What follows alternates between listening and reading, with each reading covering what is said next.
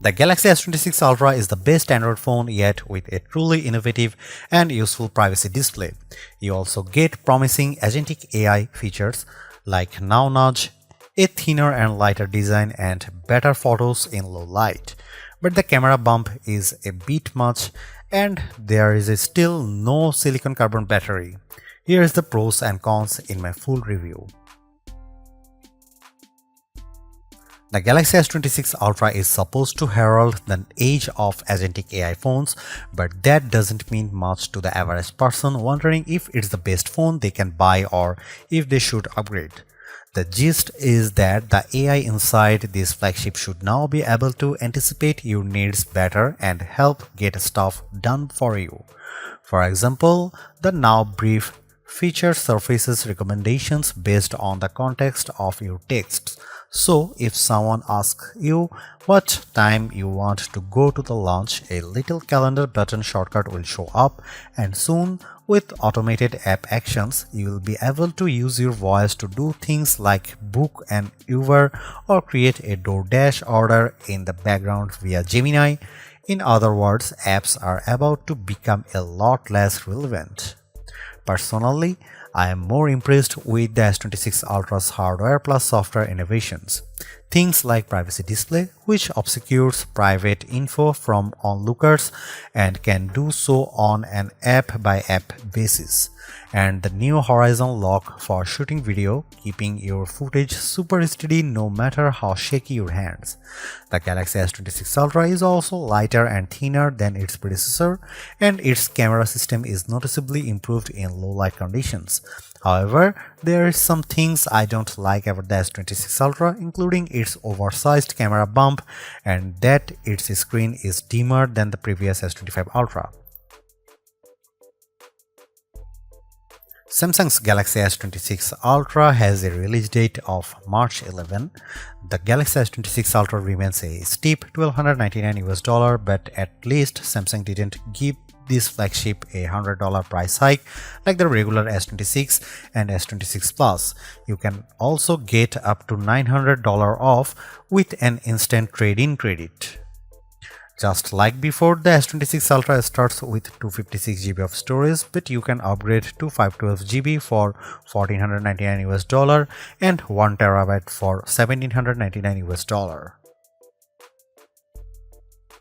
You notice the biggest difference between the Galaxy S26 Ultra and iPhone 17 Pro Max as soon as you pick these phones up. The S26 Ultra with just 7.55 ounces compared to 8.22 ounces for Apple's big screen flagship. The S26 Ultra is also thinner and lighter than the S25 Ultra, but also a smidge taller and wider. Samsung was able to achieve this weight loss partially because it ditched the titanium frame for aluminum, and I don't think it's a huge loss. The S26 Ultra also has more rounded corners versus the S25 Ultra, which helps make the phone look more unified with the rest of Samsung's new lineup, but it also makes it look more like an iPhone at a glance. I'd actually rather my $1,300 phone visually stand out compared to Samsung's other phones, but then again, I am a phone snob. My bigger issue is with the S26 Ultra's huge camera bump. The translucent pill-shaped glass plateau looks sleek compared to the floating lenses on the S25 Ultra, but the thickness of the bump itself causes the newer phone to wobble a lot more when placed flat on a table. And while the camera plateau on the iPhone 17 Pro Max is even bigger, it stretches across the back of the phone and therefore doesn't result in wobble. The other bummer about the S26 Ultra is that it lacks QI2 magnets for MagSafe-like charging. You will need to use a case once more to get the functionality. Samsung purposely left off these magnets in order to create a thinner and lighter design while also making the vapor chamber for cooling bigger. Samsung says that 98% of its customers get a case anyway, and that's probably a good idea. The back of my Cobalt Violet model picked up a noticeable scratch on the back in just a few days. I do like this color the best, though you can also pick from black, white and sky blue, and you can order silver shadow and pink gold exclusively on Samsung.com. The S Pen on the Galaxy S26 Ultra for me is a bit more valuable than it used to be. Sure, you can use it to take notes or make fine edits on photos, but it really comes in handy when using AI apps like Creative Studio. I draw a very crude rabbit and the app turned it into a sharp and fun illustration I could then share or use as a sticker. And within the Gallery app, I could draw things to add them to my photos. While the S Pen looks similar to the one on the S25 Ultra, it's a bit slimmer and back is now curved to match the look of the S26 Ultra's more curved chassis. Now this is a clever idea, so clever I could say Apple stealing it. The privacy display on the Galaxy S26 Ultra uses a combination of hardware and software to keep shoulder surfer from gawking at your screen. This tech blows away third-party privacy screen protectors you peel and stick onto your phone because you can turn the feature on and off at will. The S26 Ultra has dedicated narrow pixels that only shows you what you want to see when privacy display is enabled, and it works like magic. Just turn on privacy display from the quick settings menu, turn your phone, and your screen suddenly becomes blank. It gets better. I really appreciate that you can customize which apps automatically turn privacy display mode on, whether it's Gmail or your banking app. The Galaxy S26 Ultra can even obscure just particular parts of the display, such as notification pop-ups as they come in. I tested this out with message notifications and it worked well.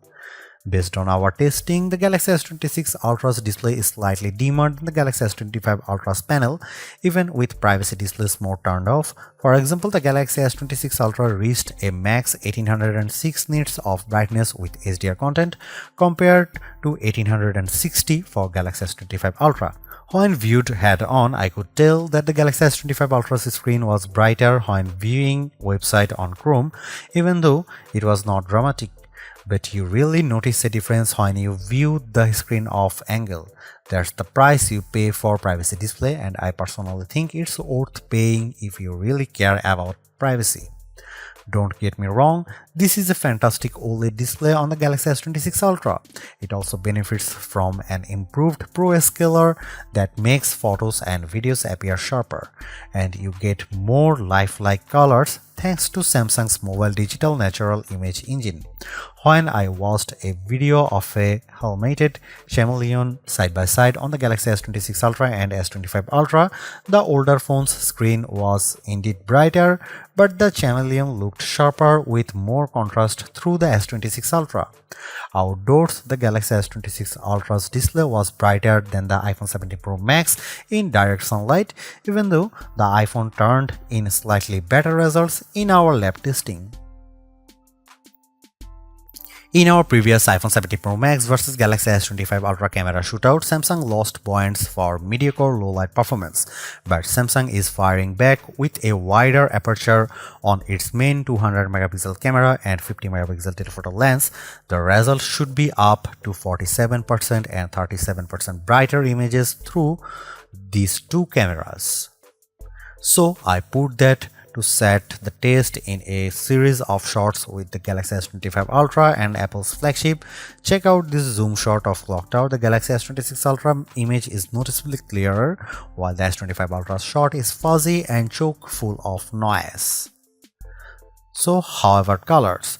In this shot of tinted daisies, I prefer the brighter image from the iPhone 17 Pro Max, but the Galaxy S26 Ultra delivers a bit more detail in the petals and more contrast, so it comes down to personal preference. The S26 Ultra fared better indoors too. In this nearly dark room, it shot a brighter image of these decorative flowers and vase. You can make out more detail in the petals and the lamp in the background. The iPhone 17 Pro Max captures an even brighter shot too. Here are some camera samples of the Galaxy S26 Ultra.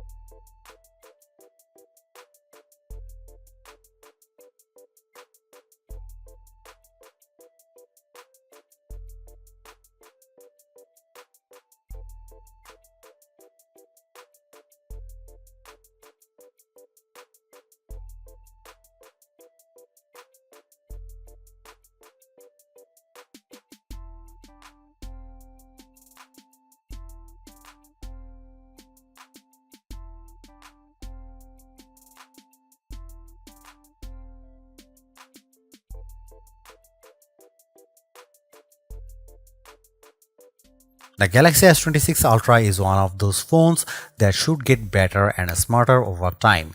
The agentic AI features are good now but should become more useful as the phone gets to know your patterns. And automated app actions seem to have a lot of potential, assuming the integration with Uber, DoorDash and other apps works as promised. The reasons to get the S26 Ultra right now and upgrade your phone are features like privacy display. At a time phone makers are being criticized for iterative updates, this is a truly innovative feature that solves a problem and it is completely customizable. I am also very impressed with the horizon lock feature when shooting video and improved low light photos and videos. I'd like to see a design that doesn't wobble on your desk with a revamped camera bump, and I'm a bit worried that I got a scratch on the back of the phone after just a week of testing. And while the battery life is solid, the iPhone 17 Pro Max is still ahead on endurance and Samsung could surge ahead if it embraces silicon carbon tech. Overall, I highly recommend the S26 Ultra. It's super smart, sleek and fast.